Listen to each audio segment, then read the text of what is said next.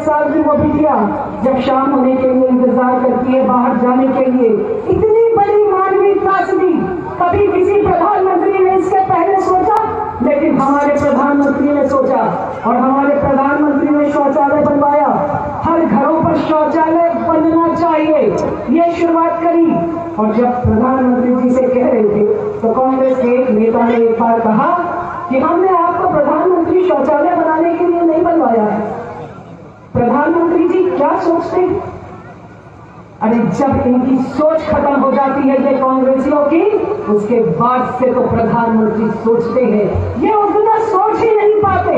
इन्होंने शुरुआत करी और देश के प्रधानमंत्री ने अगर आज शौचालय नहीं बनाया होता, कल्पना करिए आज कोविड है, एक बीमारी चल रही है, कोरोना जिसका नाम है, अगर ये गंदगी से हो रही है, गंदगी से बचना है, हाथ धोना है, अगर आज शौचालय नहीं होते और अगर जगहों पर लोग बाहर जाते तो ये महामारी कैसी महामारी में तब्दील होती। कल्पना करिए हमारे प्रधानमंत्री इतने दूर की सोचते हैं। जहां पर मैंने कहा कि लोगों की सोच खत्म होती है, उसके बाद प्रधानमंत्री सोचते हैं। लेकिन ये शौचालय जब छत्तीसगढ़ में बन रहा था तो छत्तीसगढ़ में उसको जो मिलना चाहिए था पैसा, जहां पर लोगों को उन्होंने पैसे नहीं दिए, ये कांग्रेस की भूपेश सरकार, इसने इसमें भी कोताही करी। ये कांग्रेस की भूपेश सरकार जिसने हमारे यहाँ पर प्रधानमंत्री आवास योजना शुरुआत करी। प्रधानमंत्री आवास योजना में हमारे यहाँ पर किसी का एक दीवार बन गया, किसी की दूसरी दीवार बन गई, मकान नहीं बन पा रहा है। और हमारे यहाँ जब मकान नहीं बन पा रहा, सरकार ने, प्रधानमंत्री नरेंद्र मोदी जी ने आपको पैसा दिया है, लेकिन ये पैसा आपको भूपेश सरकार नहीं दे रही है। हम सब लोगों के लिए ये सोचने की बात है। अरे देश के प्रधानमंत्री आपके साथ। नमस्कार, आप देख रहे हैं headline36.com और मैं हूं आपके साथ शिव शंकर सारथी। आयुर्वेदा के बड़े जानकार डॉक्टर रमन सिंह 15 सालों तक राज्य में चीफ मिनिस्टर के तौर पर काम कर चुके हैं। आप सब यह जानते हैं कि 15 सालों में डॉक्टर रमन सिंह के कार्यकाल में क्या क्या हुआ। उनके कार्यकाल के दौरान राजधानी रायपुर में एम्स तो आया ही, लेकिन क्या गर्भाशय और अखफोड़वा कांड भी नहीं हुए। डॉक्टर रमन सिंह के मुख्यमंत्री रहते हुए भी अखफोड़वा और गर्भाशय कांड को याद करने की वजह यह है कि मरवाही उपचुनाव में एक सभा को संबोधित करते हुए भारतीय जनता पार्टी की वरिष्ठ नेत्री सरोज पांडेय ने कहा कि यदि पीएम नरेंद्र दामोदर दास मोदी के बनाए शौचालय नहीं होते तो यह बीमारी कोविड-19 और भयंकर महामारी का रूप ले लेती। माननीय सरोज पांडेय को हम बड़ी विनम्रता से यह बताना चाहते हैं, तो क्या इटली और अमेरिका में यह भयंकर महामारी का रौद्र रूप सा इसलिए दिखा पाई चूँकि वहाँ शौचालय नहीं थे? और क्या नमस्ते ट्रंप कार्यक्रम के दौरान 8 फीट की दीवार गुजरात में इसलिए खड़ी करवा दी गई थी, कहीं प्रधानमंत्री नरेंद्र दामोदर दास मोदी द्वारा बनाए गए वर्ल्ड क्लास शौचालयों को देखकर कहीं ट्रंप शर्म से पानी पानी ना हो जाएं?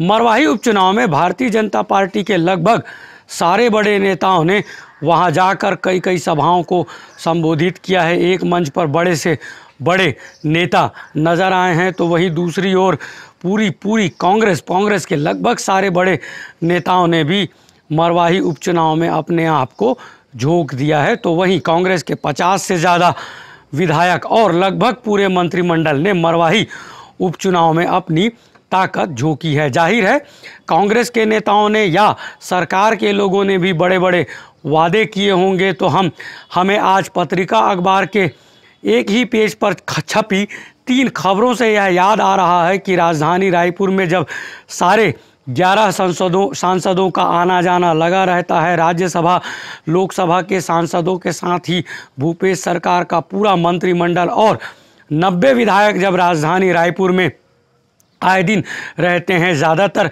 समय गुजारते हैं, तब यहाँ स्थानीय अखबार रोज़ एक दो रोज़ बरोज़ एक दो ऐसी खबरें छाप ही देते हैं जिससे यह पता चलता है कि राज्य में डॉक्टर रमन सिंह के कार्यकाल में क्या हुआ करता था और लगभग 2 साल पूरा कर रही भूपेश सरकार के कार्यकाल में भी क्या क्या हो रहा है। आज पत्रिका अखबार ने यह खबर लगाई है कि महीने में 5 करोड़ खर्चने के बाद भी सफाई व्यवस्था सुधर नहीं रही है और एक दूसरी खबर यह है कि करोड़ों फूकने के बाद भी महाराज बंद तालाब की हालत बद से बदतर हो गई है। जब राजधानी रायपुर में इस तरह के हालात हैं तब भूपेश सरकार यदि मरवाही में विकास के बड़े बड़े दावे कर रही है तो वोट देने से पहले मरवाही के नागरिक एक बार ज़रूर जान लें कि सरकारें आखिर करती क्या हैं। उस उम्मीद के बाद ही वोट करें और ज़रूर करें अपने पसंदीदा दलों और नेताओं को, उम्मीदवारों को। दोस्तों, आज की अभिव्यक्ति में राजनीति, सरकार, संस्थाएं और पत्रकारिता के बारे में भी बात कर ली जाए। कांग्रेस के राष्ट्रीय अध्यक्ष रहे राहुल गांधी ने हाल के दिनों में फ्री प्रेस और फ्री इंस्टीट्यूशन की बात कही थी। चीफ मिनिस्टर भूपेश बघेल भी बतौर प्रदेश अध्यक्ष फ्री प्रेस के हिमायती नज़र आया करते थे, लेकिन हाल के दिनों से छत्तीसगढ़ में जिस तरह से घटनाएं हो रही हैं, पत्रकारों को नोटिस दिया जा रहा है और उनके खिलाफ लगातार धड़ाधड़ जिस तरह से जुर्म दर्ज किया जा रहा है, उसे देखकर एक पत्रकार ने, रायपुर राजधानी के एक पत्रकार ने लिखा कि राहुल गांधी ने फ्री प्रेस की बात कही है, लेकिन भूपेश सरकार ने प्रेस फ्री छत्तीसगढ़ की कल्पना को साकार करना शुरू कर दिया है। अपने ट्विटर हैंडल पर बड़े बाबू यानी कि आईएएस और आईपीएस, बड़े बड़े quotes, Monday motivation, Tuesday motivation जैसी बातों के साथ रोज़ बस रोज़ नज़र आते हैं, लेकिन कभी इंटरव्यू करते हुए एंटी या जायज़ सवाल करके देखिए कि आईएएस और आईपीएस साइकोलॉजिकल ट्रीटमेंट करने में बिल्कुल भी देरी नहीं करते हैं।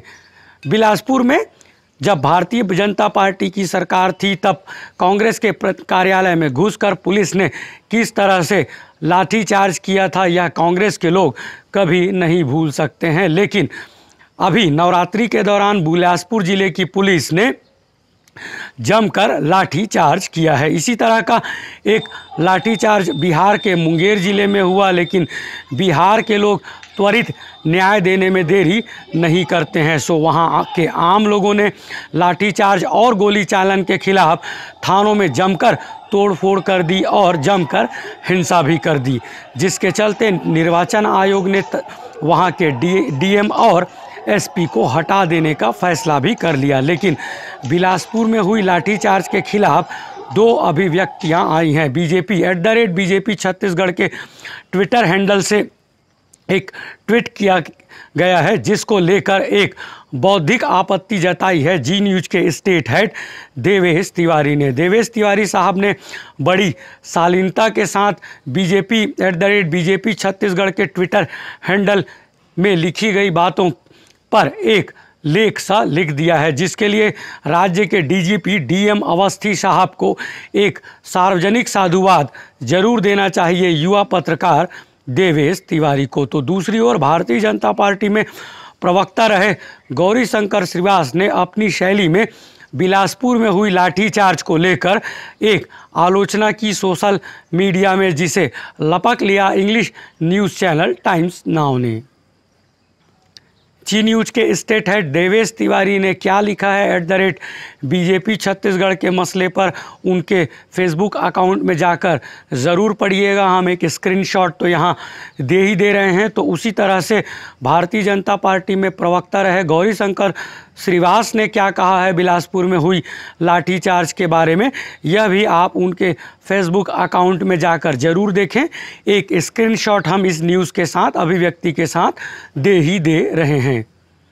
तो हम बात कर रहे थे पत्रकारों के दमन की। भूपेश सरकार में जिस तरह से मुंगेली में पत्रकारों को खबर दिखाए जाने के बाद मुंगेली ज़िले की पुलिस ने नोटिस दबा दिया, बदले में पत्रकार थाने के सामने धरने पर बैठ गए। और जब हम इस अभिव्यक्ति की स्क्रिप्ट लिख रहे थे तब यह पता चला कि सारंगगढ़ टाइम्स के पत्रकारों संपादकों के खिलाफ भी पुलिस ने जुर्म दर्ज कर लिया है, जबकि बाकायदा उन्होंने अपना पक्ष रखा था सारंगगढ़ पुलिस के सामने, लेकिन पुलिस ने दुर्भावना के तहत जुर्म दर्ज कर लिया है। इस तरह की बातें पीड़ित पत्रकारों ने लिखी है सारंगगढ़ के प्रेस क्लब को।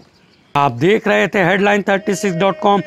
आप सबका बहुत बहुत शुक्रिया। हमारे वीडियोस में लाइक, डिसलाइक और कमेंट्स ज़रूर करें, इसे सब्सक्राइब भी करें। यदि आपको यह वीडियोस अच्छे लगते हैं, सारथी की रिपोर्ट्स और अभिव्यक्ति अच्छी लगती है, तो इसे जमकर वायरल भी करें।